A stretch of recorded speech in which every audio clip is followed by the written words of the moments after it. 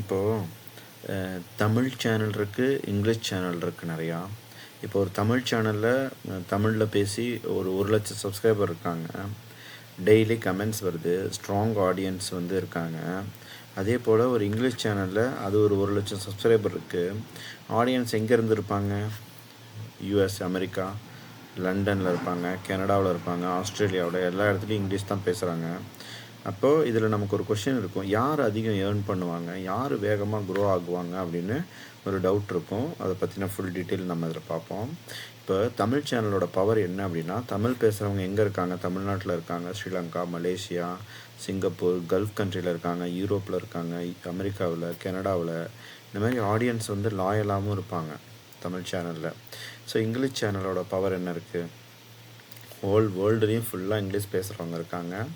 பொட்டென்ஷியலாக reach ஆகும், பில்லியன்ஸில் நம்மளுக்கு வந்து வியூஸ் கிடைக்கும். ஸோ இன்கம் ரியாலிட்டியை பொறுத்த வரைக்கும் தமிழ் சேனலில் ஒரு 1,00,000 சப்ஸ்கிரைபர், 1,00,000 வியூஸ் இருந்தால் கண்டிப்பாக அது வந்து லோவர் சிபிஎம்மாக தான் இருக்கும்.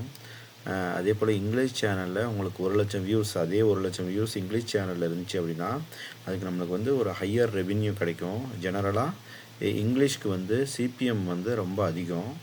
ஸோ நம்மளுக்கு அந்த மணி ஏர்னிங் கேப்பபிலிட்டி வந்து இங்கிலீஷ் சேனலுக்கு ரொம்ப அதிகம். ஸோ அப்போ தமிழ் சேனலில் காம்படிஷன் கம்மியாக தான் இருக்கும், ஆனால் இங்கிலீஷ் சேனலில் பயங்கர மேசிவ் காம்படிஷனாக இருக்கும். நிறைய பேர் வீடியோஸ் மேக் பண்ணுவாங்க English channel compare to Tamil சேனலை கம்பேர் பண்ணுறப்போ. இப்போது நிறைய மில்லியன்ஸ் ஆஃப் சேனல் அதில் இருக்கும்.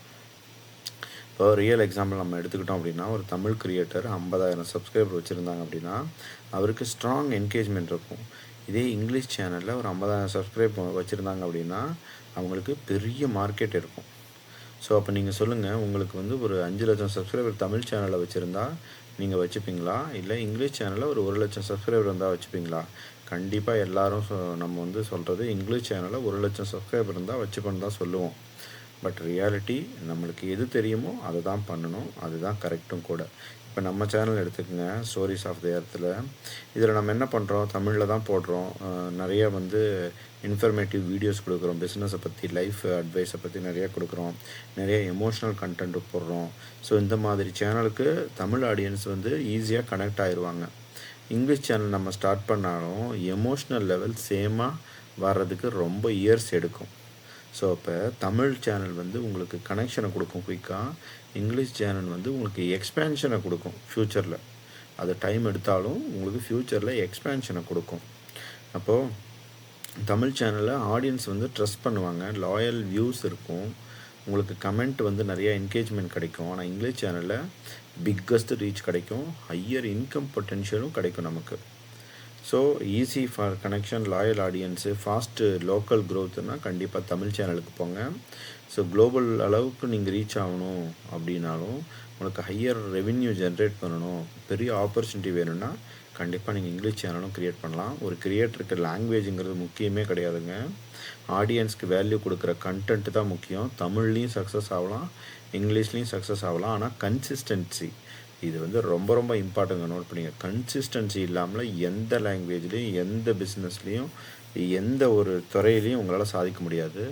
ஸோ கன்சிஸ்டன்சி, நீங்கள் கண்டினியூஸாக நீங்கள் பண்ணுற வேலையை பண்ணிக்கிட்டே இருந்தீங்கன்னா கண்டிப்பாக எதுலேயுமே நீங்கள் சக்ஸஸ் ஆகலாம்.